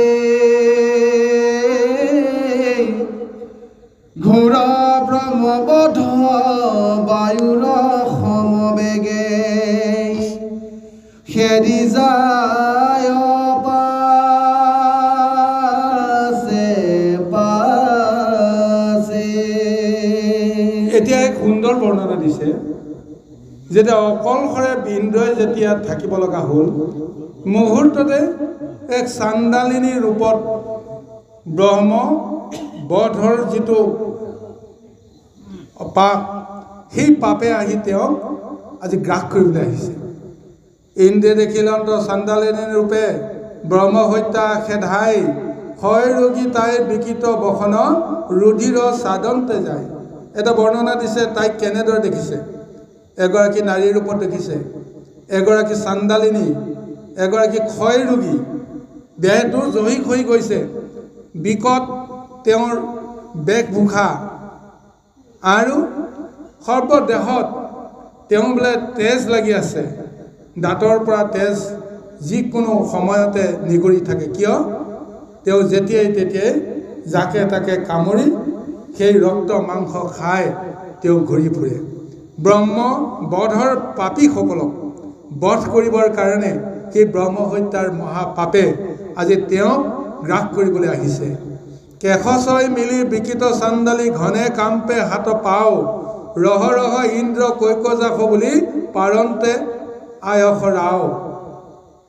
আজি ইন্দ্ৰক তেওঁৰ এনেদৰে নাম কাঢ়ি কাঢ়ি তেওঁক খেদি আহিছে। আজি সেই ব্ৰহ্মবধৰ অপৰাধে তেওঁৰ সৰ্ব শৰীৰ বোলে দুৰ্গন্ধ, মধ্য মাংসৰ গোন্ধই এক বিকৃত ৰূপ দিছে। আৰু সেই মহা ব্ৰহ্ম হত্যাৰ পাপৰ পৰা মুক্ত হ'বৰ কাৰণে ইন্দ্ৰই দৌৰিবলৈ আৰম্ভ কৰিছে। কলৈ দৌৰিব তেওঁ নিজে নাজানে, কিন্তু সেই ব্ৰহ্ম হত্যাৰ ভয়ৰ পৰা তেওঁ পৰিত্ৰাণ পাব লাগিব। এতিয়া চাওক, এতিয়া লৌকিকত এগৰাকী চাণ্ডালিনীৰ ৰূপত বেশত এই ব্ৰহ্ম হত্যাৰ অভিশাপক আমাক দৰ্শন দি আছে, কিন্তু স্বৰূপতে এই মহাপাপৰ স্বৰূপটো আমি কেনেকৈ উপলব্ধি কৰিম? আমাৰ মনত যেতিয়া এটা বেয়া বিষ বাষ্প এটা প্ৰৱেশ কৰিব, তেতিয়া তাৰ ক্ৰিয়াটো লগে লগে হ'ব। অৰ্থাৎ এই মুহূৰ্তত ইন্দ্ৰক এই ব্ৰহ্মবধে স্পৰ্শ কৰা নাই। কিয় নাই?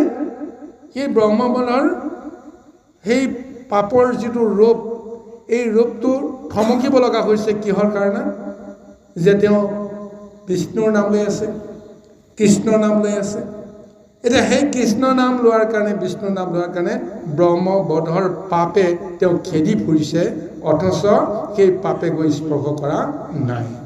কিন্তু কিবা কাৰণত যদি ঈশ্বৰৰ কৰ্মখিনি যদি তেওঁ নকৰিলেহেঁতেন, ঈশ্বৰক ধ্যান ধাৰণা কৰি যদি কৰ্মখিনি নকৰিলেহেঁতেন, তেতিয়াহ'লে তেওঁ ব্ৰহ্মবধৰ পাপৰ পৰা মুক্ত কোনেও কৰিব নোৱাৰে। কিন্তু এতিয়া তেওঁ কৰ্মফল তেওঁ ভুগিছে, কিন্তু কৰ্মফল ভুগিও তাৰ পৰা পৰিত্ৰাণৰ এটা ৰাস্তা আজি ভগৱন্তে তেওঁক কেনেকৈ প্ৰদান কৰিছে, যে তেওঁৰ মনত, তেওঁৰ স্মৰণত তেওঁৰ নামটো ল'বৰ কাৰণে ভগৱন্তে তেওঁক কৃপা কৰিছে আৰু লোকক দেখুৱাইছে যে জানিতে হওক বা অজানিতে হওক, কাকো তোমালোকে বধ কৰাটো উচিত নহয়। ব্ৰহ্ম যদি কৰা, ব্ৰহ্মবধ যদি হয়, তেতিয়াহ'লে তাৰ ফল ভোগ কৰিব লাগিব। এতিয়া কৰ্মফল ভুগিবৰ কাৰণে আমি সকলোৱে মায়া সংসাৰলৈকে আহিছোঁ। গতিকে কৰ্মটো কৰিম, কৰ্মফল আমি কেতিয়াও ঈশ্বৰে আমাক নুভুগাব বুলি আমি কেতিয়াও ক'ব নোৱাৰোঁ। আজি সেইকাৰণে আজি ইন্দ্ৰই বাৰে বাৰে কৰ্মফল ভুগি আজি যেন ভক্তিৰ পৰীক্ষা দিবৰ কাৰণে প্ৰযত্ন কৰিছে। আহকচোন বাৰু, এতিয়া ক'তো তেওঁ পৰিত্ৰাণৰ উপায় পোৱা নাই। এতিয়া তেওঁ ক'লৈ যাব? ব্ৰহ্মবধৰ পাপে তেওঁক খেদি লৈ ফুৰিছে। কৃষ্ণ আকাশে প্ৰকাশী ফুৰিত সুদিশে লুকাইবে নপাই ঠায়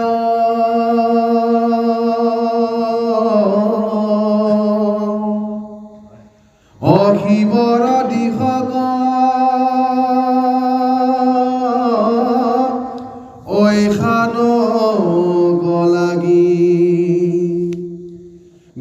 পাইলন্ত পাছে পলায়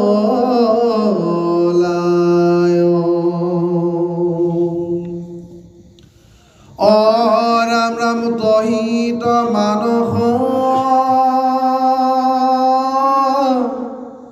সৰু বৰয় আছে তাহাক পাইলন্ত যাই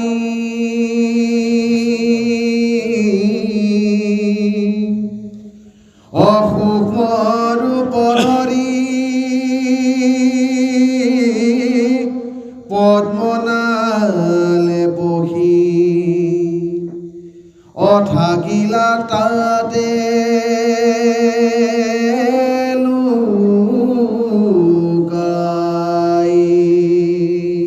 এতিয়া ইন্দ্ৰই দৌৰি দৌৰি গৈ তিনি ত্ৰৈলোক্য ভ্ৰমণ কৰিলে, কিন্তু ক'তো তেওঁ লুকাবলৈ কাৰণে কোনো জাগা বিচাৰি নাপালে। আৰু সৰ্বশেষত ভগৱন্তই তেওঁ কৃপা কৰিলে,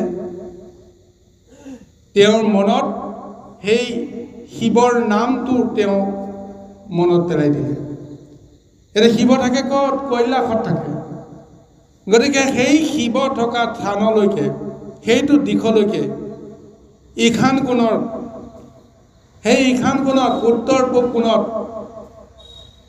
শিৱ থাকে, আৰু সেইটো দিশলৈকে তেওঁ দৌৰি দৌৰি গৈ তেওঁ মানস সৰোবৰ হ্ৰদ পালেগৈ। আৰু সেই মানস সৰোবৰ হ্ৰদত তেওঁ এটা পদুম ফুল দেখা পালে, আৰু তেওঁ যত্ন কৰি পদুম ফুলতে তেওঁ প্ৰৱেশ কৰিলে, পদুম ফুলৰ ঠাইতে তেওঁ লুকাই থাকিল। অৰ্থাৎ সেই মানস সৰোবৰ হ্ৰদৰ গৰাকীজন কোন? সদাশিৱ শংকৰ নহয় জানো বাৰু? শিৱৰ আশ্ৰয়ত এতিয়া তেওঁ এই ব্ৰহ্মবধৰ পাপৰ পৰা মুক্ত হ'বৰ কাৰণে তেওঁ এটা যেন উপায় বিচাৰিছে, বা তেওঁ এটা ঠাই বিচাৰি পালে। শিৱৰ ওচৰলৈকে যেতিয়া দৌৰি গ'ল, জগতগুৰু শিৱই নিশ্চয় আজি তাপিতজনক ভকতজনক আজি তেওঁ ৰক্ষা কৰিবৰ কাৰণে তেওঁ এটা ধৰ্ম পালন কৰিব লাগিব। গতিকে শৰণাগতক শৰণ দিব লাগে, এয়া হৈছে নীতি কথা। আৰু এতিয়া সদাশিৱ শংকৰক আশ্ৰয় কৰি ইন্দ্ৰই এতিয়া ব্ৰহ্মবধৰ পাপৰ পৰা মুক্ত হ'বৰ কাৰণে কোনেও গম নোপোৱাকৈ তেওঁ পদুমৰ ঠাৰিত যত্ন কৰি তেওঁ বহু হাজাৰ বছৰ তেওঁ তাতেই লুকাই থাকিব লগা হ'ল। আৰু ইফালে ব্ৰহ্মবধৰ পাপে তেওঁ খেদি খেদি গৈ কৈলাশত উপস্থিত হ'ল। এতিয়া সেই কৈলাশত শিৱ আৰু সেই ব্ৰহ্ম সাপ এতিয়া কেনেকৈ মুখামুখি হয় তাৰ ওপৰতে আমি গুৰুত্ব দিব লাগিব। আহক আমি পৰৱৰ্তী পদলৈকে কৃষ্ণ। ৰাম সহস্ৰ বছৰ অলক্ষিত ৰূপে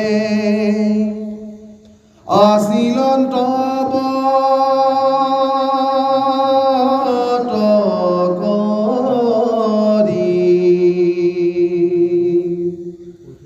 অপৰম বান্ধৱ মাধৱৰ নাম জানি হৃদয় ধৰি অৰাম ব্ৰহ্ম হৈ তাক দেখে দাইলে অখাই নদী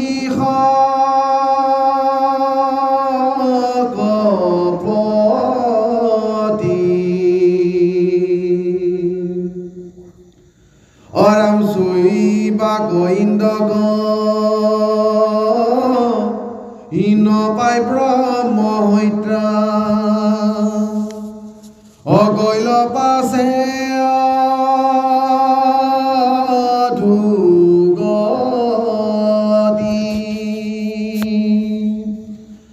অৰাম সেহি সে কালত ইন্দ ভৈল যাই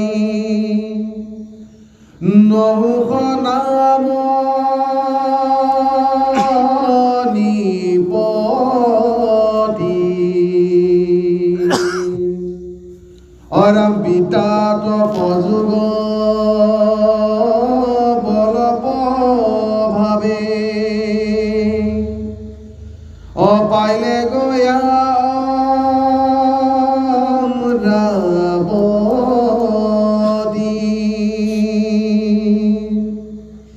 অসহ্যর গর্বে অনভইল পাশে খসি কবুলি লাজাই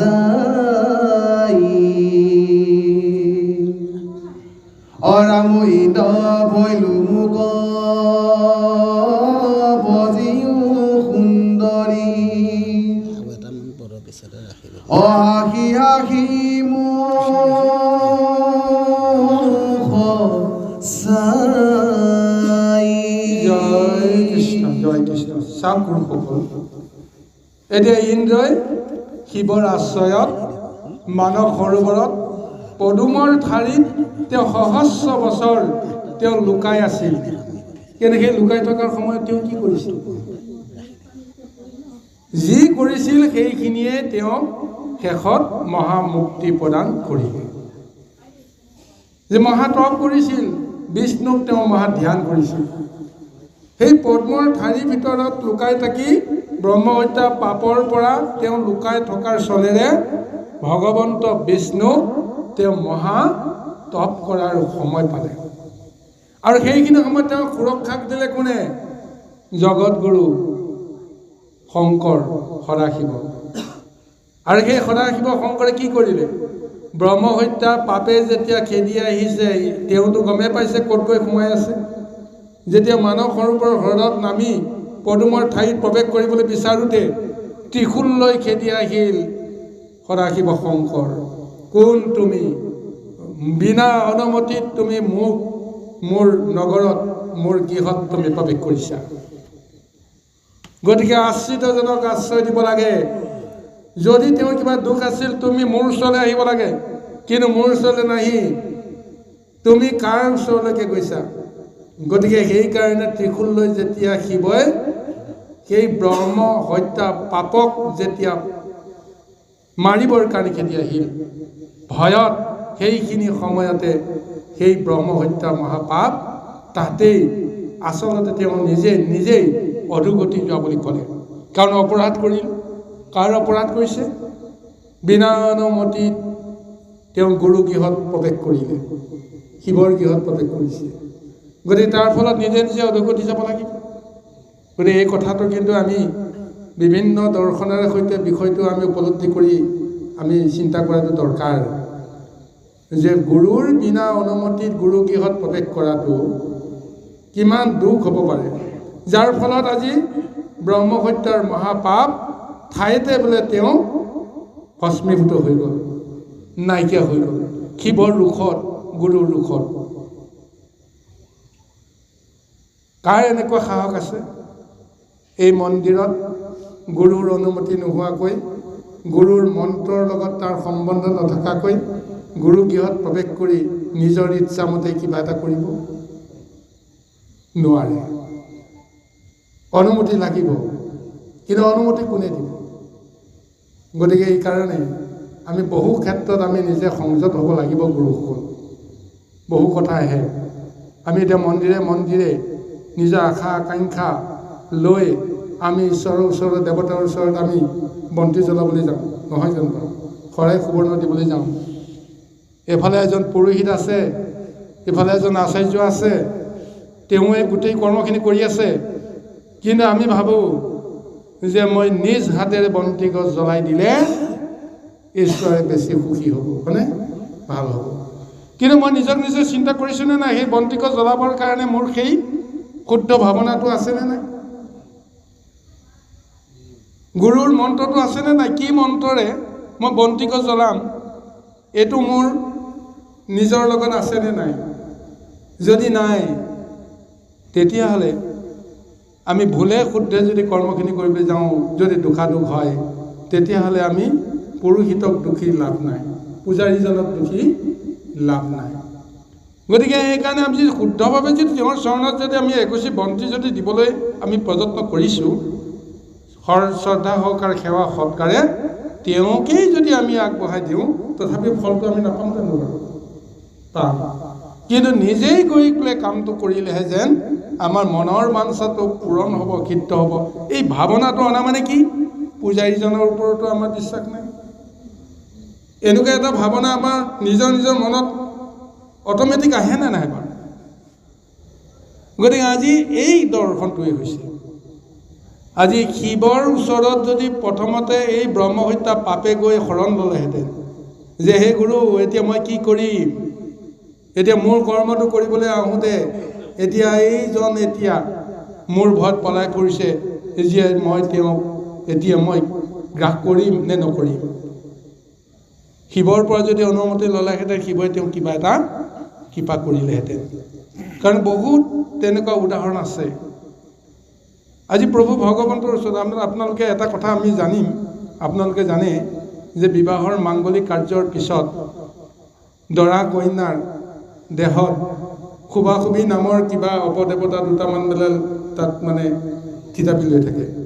আৰু সেই অপদেৱতাকেইটাক নাইকিয়া কৰিবৰ কাৰণে, গুচাবৰ কাৰণে, সেইকাৰণে আমি শুভাশুভি পুথিখন বা মন্ত্ৰটো আমি গাই শুনাব লাগে।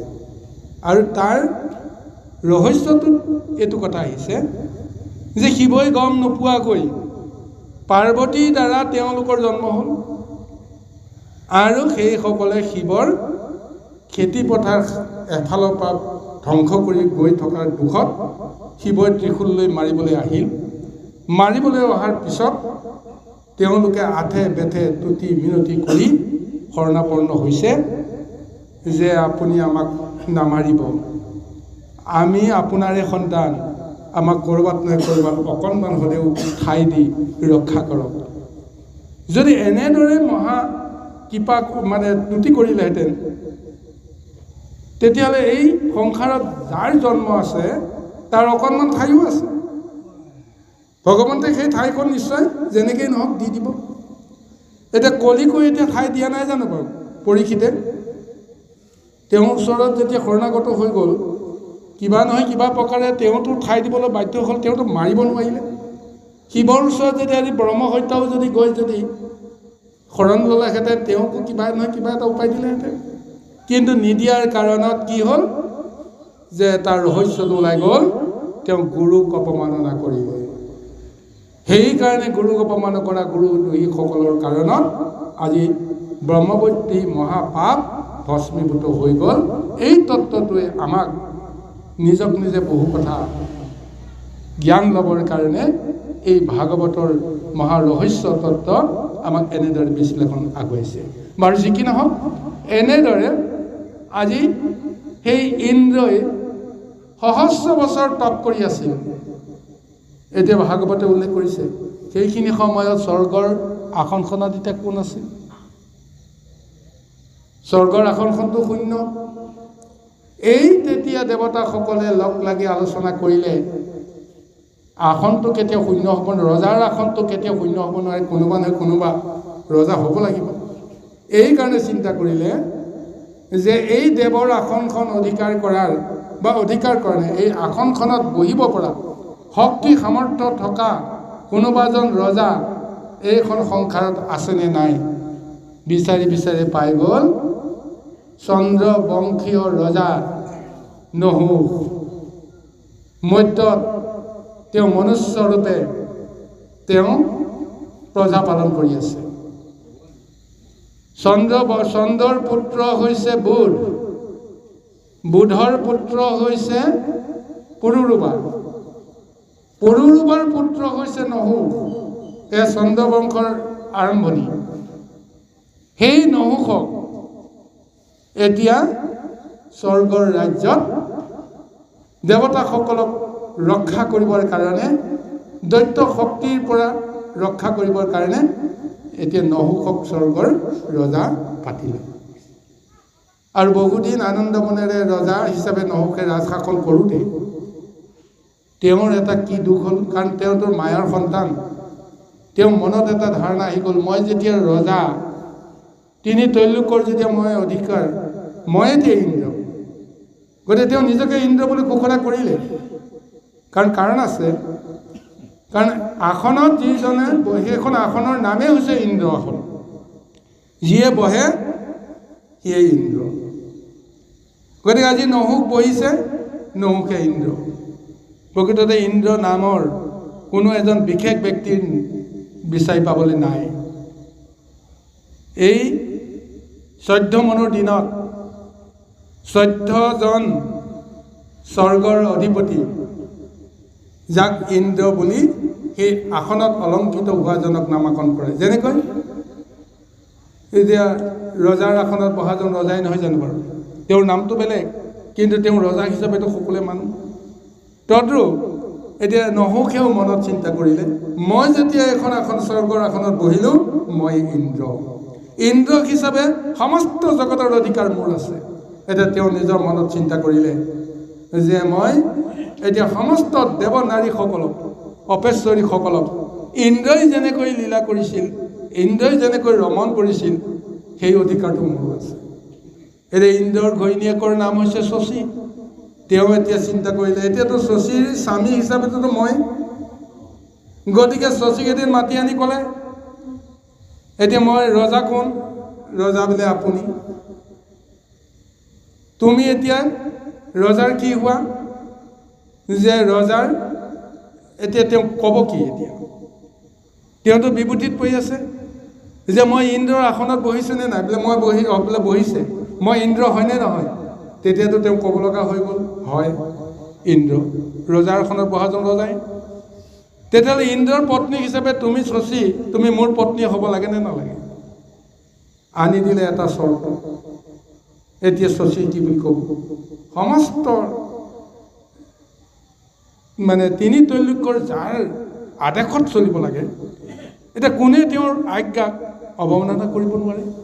এতিয়া তেওঁ নিজৰ স্বামী ক'ত আছে নাই এই কথাটো তেওঁ জানে। এদিন হ'লেও যে তেওঁ স্বামী ইন্দ্ৰ, বাসক, যাক আমি নামাকৰণ কৰিছোঁ কশ্যপৰ পুত্ৰ বাসক, সিয়ে হৈছে ইন্দ্ৰ। তেওঁ এইখন সংসাৰতে ক'ৰবাত না ক'ৰবাত আছে, এদিন হ'লেও তেওঁ আহিব। এতিয়া সেই ইন্দ্ৰৰ কথা বাদ দি নহুকক এতিয়া তেওঁ স্বামী বৰণ কৰে কেনেকৈ? নকৰোঁ বুলিতো ক'ব নোৱাৰে। অৱশেষত তেওঁ বিমোহিত হৈ আহি বৃহস্পতি গুৰুৰ শৰণাপন্ন হৈ গ'ল। গুৰুৰ আশ্ৰয় লোৱাৰ পিছত গুৰুৱে নিশ্চয় কিবা নহয় কিবা এটা সদ্গতি প্ৰদান কৰিব। ইয়াৰ আগত ব্ৰহ্মবধি মহাপাপ, এতিয়া গুৰুৰ দৰ্শন নোহোৱাৰ কাৰণে তেওঁ অধোগতি গ'ল। আজি এতিয়া এই বাসৱৰ পত্নী শচীয়ে এতিয়া মহাসংকটৰ পৰা উদ্ধাৰ পাবৰ কাৰণে তেওঁ গুৰুৰ আশ্ৰয় ল'বলৈ গৈ আছে। গতিকে তেওঁ কৃপা পোৱাৰ এটা ব্যৱস্থা নিশ্চয় ভগৱন্তে দিব। আহক আমি পৰৱৰ্তী দুটা প্ৰদৰ্শনৰ পিছত পাঠৰ অন্ত পৰিব। সময়ৰ প্ৰতি লক্ষ্য ৰাখি আমি নিশ্চয় ভাগৱতৰ আজিৰ কাৰণে সামৰণি আনিব লাগিব। গতিকে আহক আমি অন্তিম মুহূৰ্তলৈকে আমি আগুৱাই যাওঁ। কৃষ্ণ জয় কৃষ্ণ।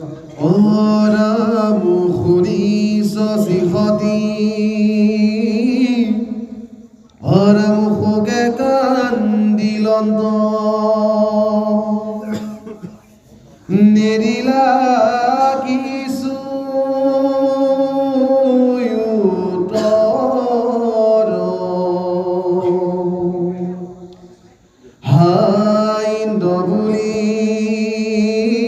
কান্দি মন দুখে অচলিলা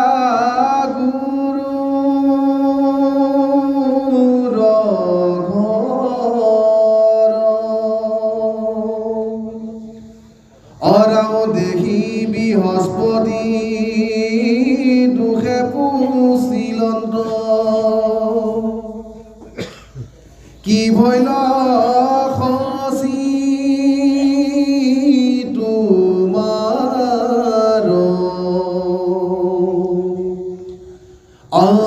মুহেৰ শুনি খচি আহি মুখ মুচি অগহিলা দুখ নিকাৰ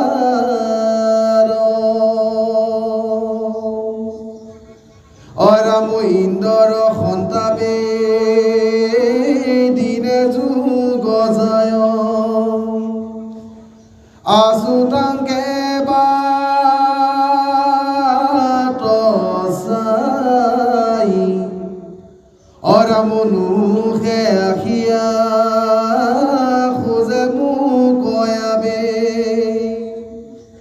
কৰিব গুণ উপায় অৰাম খচিৰ বছৰে মায়াখন বজিলা দিলন্ত ভাল উপায় অৰাম বুলি বাহাতাংক বিপয়া দেশৰী আশা যে বয়ে মোক ঠাইৰা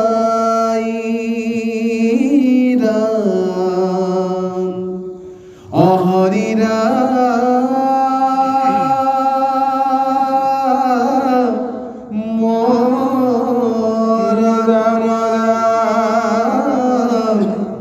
অহৰিৰা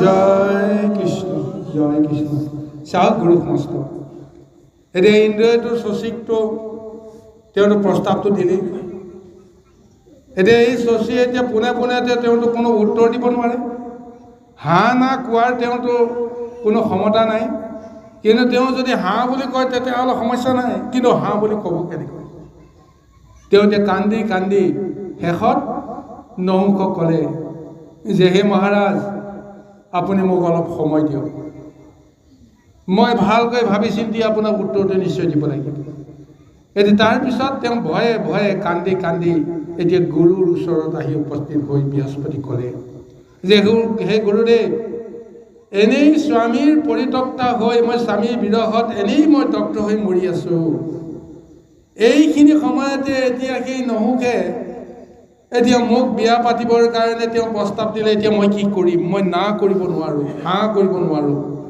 এতিয়া মোৰ ধৰ্ম ৰক্ষা কেনেকৈ হ'ব হে গুৰুদেৱ আপুনি মোক কিবা এটা উপায় কৰক তাৰপিছত বৃহস্পতিও চিন্তা কৰিলে যে হয় যে ৰজাৰ আদেশ অৱমাননা কৰাৰ সাহস কাৰো নাই যিয়ে অৱমাননা কৰিব সিয়ে তেওঁ ৰাজদণ্ডৰ সন্মুখীন হ'ব লাগিব গতিকে গুৰুৱে তেওঁ এটা পৰামৰ্শ দিলে যে হ'ব মই এটা উপায় কৰিম তুমি ধৈৰ্য ধৰা তুমি নিজকে বিশ্বাস ৰাখা আৰু মোৰ কথাটো শুনা এতিয়া ইন্দ্ৰই যিটো আশা কৰিছে এতিয়া সেই আশাটো তেওঁ পূৰণ কৰিম বুলি তুমি বাক্য দিয়া কাৰণ তেওঁৰ মতেইতো যাব লাগিব তেওঁ প্ৰতিৰোধ কৰিব নোৱাৰে যদিও তেওঁ ক'লৈ বিপথে নিব লাগিব তাৰ বুদ্ধিটোহে কৰিব লাগিব তুমি যিটো ৰাস্তাৰে যাব বিচাৰিছা ময়ো যাম তোমাৰ লগত এনেকৈ তেওঁ সংগ দি তাৰপিছত তুমি নিজৰ বিবেক বুদ্ধি মতেৰে তেওঁ কেনেকৈ পথভ্ৰষ্ট কৰিব লাগে সেইটো উপায় চিন্তা কৰিব লাগিব এতিয়া বৃহস্পতি ক'লে মই সেই উপায়টো তোমাক দিম তুমি ক'ব লাগিব যে তুমি তেওঁৰ ওচৰৰ পৰা কান্দি কাটি তুমি হাইৰাণ হৈ আহিছিলা তুমি নিজকে সংযত কৰা ধৈৰ্য ধৰা এতিয়া তুমি কন্দাৰ বিপৰীতে এতিয়া তুমি হাঁহিব লাগিব তুমি হাঁহি মুখেৰে তুমি ইন্দ্ৰৰ প্ৰস্তাৱ মানি লোৱা মানি লৈ কোৱা যে আপোনাৰ কথা মই ভাবি আছোঁ যে আপুনি যেতিয়া প্ৰস্তাৱটো দিলে মই বহুত ভাবি চিন্তি সিদ্ধান্ত ল'লোঁ যে আপোনাক মই স্বামী হিচাপে পালে মই আগৰ স্বামীজনক কোৱাৰ দৰে মই নিশ্চয় মই আনন্দিত হ'ম কিন্তু আপোনাৰ আৰু মোৰ এই সম্বন্ধটোতো জগতে স্বীকাৰ কৰিব লাগিব লুকাই চুৰ কৰি আমি দুজনৰ মাজত সম্বন্ধ গঢ়িলে কি লাভ হ'ব তোমাৰো যশ কীৰ্তি নাইকিয়া হ'ব আৰু মোৰটোতো এক কথাই নাই গতিকে যে মহা স্বয়ম্বৰৰ জৰিয়তে মহাবিবাহৰ জৰিয়তে মই তোমাক বৰমাল্য পিন্ধাম। যেতিয়া তুমি বৰযাত্ৰী হৈ আহিবা তেতিয়া কিন্তু মোৰ এটা বাঞ্ছা তুমি পূৰণ কৰিব লাগিব। সেই বাঞ্ছা অনুসৰি তুমি ব্ৰাহ্মণৰ কান্ধত তুমি উঠি তুমি আহিব লাগিব, অৰ্থাৎ দোলাত উঠি তুমি দৰা সাজি আহিবা। দোলাবাৰী হ'ব লাগিব ব্ৰাহ্মণ। মোৰ কাৰণে এখন দোলা লৈ আহিবা, তাতো সেই 4জন ব্ৰাহ্মণে ভাৰ কৰি লৈ আহিব, আৰু সেই দোলাতে মই উঠি নিশ্চয় তোমাৰ ভাৰ্যাক হিচাপে তোমাৰ গৃহলৈকে যাম। এইটো চৰ্ত তুমি দিবা। তাৰ পিছত কি হয় দেখা যাব। ঠিক এনেদৰে এতিয়া বৃহস্পতি গুৰুৱে এটা উপায় দিলে। এতিয়া চাওঁ, গুৰুৰ কান্ধত উঠিবৰ কাৰণে বিচৰাজন কিমান মহাধৰ্মী হ'ব, কিন্তু যিজন মহাকামুক মহাবিষয়ী, নিজৰ কামনাৰ বাসনাৰ কাৰণে তেওঁ যিকোনো কৰ্ম কৰিব পাৰে, যেতিয়াই তেতিয়াই সেই বিষয়জনক বিপথে পৰিচালিত কৰিব পাৰে। এয়াই জানো সংসাৰৰ নীতি নহয় জানো বাৰু? ইন্দ্ৰই বিষয় বিচাৰি আছে, বিষয় দিয়া হ'ব। সেই বিষয়ে যে বিষ হ'ব তেওঁ কিন্তু সময়তহে বুজি পাব। গতিকে এই মহাবুদ্ধিৰে আজি বৃহস্পতি গুৰুৱে আজি শচী দেৱীক এতিয়া ৰক্ষা কৰিবৰ কাৰণে প্ৰযত্ন কৰিছে। এতিয়া এয়াই হৈছে ভাগৱতৰ মহা ৰূপ, ৰস, গন্ধ, স্পৰ্শ। কিমান সুন্দৰভাৱে কাহিনী আগুৱাই গৈ আছে চাওক। আহি এতিয়া এই যে মৰ্ত্যৰ এজন ৰজা, আজি সেই মৰ্ত্যৰ মনুষ্য লোকৰ ৰজাজনৰ কি দুৰ্গতি হ'বলৈ গৈ আছে। গতিকে ইয়াৰ জৰিয়তে বহু কথা আমাৰ আলোচনা কৰাৰ পৰিৱেশ আছে। যদি ঈশ্বৰে কৃপা কৰে পৰৱৰ্তী পৰ্যায়ত নিশ্চয় আপোনাসৱে আশীৰ্বাদ কৰক, ভগৱন্তই আমাক কৃপা কৰক। নিশ্চয় আমি সময় সাপেক্ষে কিছু কথা আলোচনা কৰাৰ পৰিৱেশ পাম। আজি বহু সময় ধৰি আপোনাসৱৰ মাজত এই মহাভাগৱতৰ মহা আলোচনা কৰিবলৈ যাওঁতে জানিতে অজানিতে আমাৰ অনেক দুখ ত্ৰুটি হৈ গৈছে। সৰ্ব দুখ ত্ৰুটি আপোনালোকে মৰিখন কৰিব বুলি আশা কৰি আমি মহাভাগৱতৰ মহা সামৰণি আজিলৈকে